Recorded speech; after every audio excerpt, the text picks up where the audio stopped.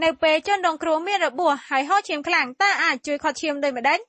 ត្រូវយកក្រណាត់ឬបង់សស្អាតរុំជុំវិញមុខរបួសរឹតឲ្យតឹងបន្តិចនៅពេលមានជនរងគ្រោះថ្នាក់ចរាចរណ៍តើមានចំណុចសំខាន់អ្វីខ្លះដែលអ្នកធ្វើការត្រួតពិនិត្យដើម្បីជួយជនរងគ្រោះការសន្លប់បាត់ដង្ហើមគ្មានជីពចរហូរឈាមនិងបាក់ឆ្អឹងតើអ្នកដឹងថាជីពចរជនរងគ្រោះមិនដើរដោយសារអ្វីដោយប្រើអារម្មណ៍រាមដៃចុចត្រង់ចំហៀងកតើអ្នកដឹងថាជនរងគ្រោះបាត់ដង្ហើមដោយសារអ្វីជនរងគ្រោះមិនមានចលនាឡើងចុះហើយមាត់និងច្រមុះគ្មានខ្យល់ចេញចូល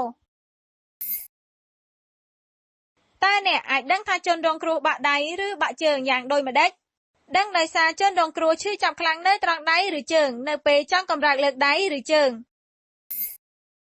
នៅពេលជនរងគ្រោះបាត់ដង្ហើមនិងជីពចរមិនដើរតើត្រូវជួយធ្វើចលនាបេះដូងដូចម្ដេចត្រូវម៉ាស្សា15ដងនិងផ្លុំ2ដង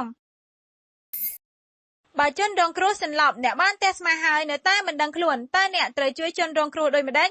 ត្រូវដាក់ដេកបែរខ្នងចំហៀងនិងផ្អៀងក្បាលដើម្បីងាយស្រួលឲ្យខ្យល់ឆ្លងកាត់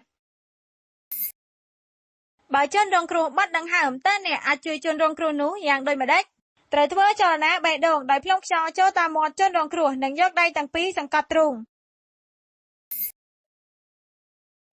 តើអ្នកអាចជួយជនរងគ្រោះបាត់ដង្ហើមក្នុងរយៈពេលប៉ុន្មាននាទីក្នុងរយៈពេល2ទៅ3នាទីបើជនរងគ្រោះបាត់ដង្ហើមតើអ្នកត្រូវការផ្លុំខ្យល់បញ្ចូលតាមមាត់ជនរងគ្រោះប៉ុន្មានដងក្នុង1នាទីប្រហែល15ដងនៅពេលជនរងគ្រោះបាត់ដង្ហើមនិងជីពចរមិនដើរហើយអ្នកមានតែម្នាក់ឯងតើត្រូវសង្កត់ធ្វើចលនាបេះដូងនិងផ្លុំខ្យល់ដូចម្ដេច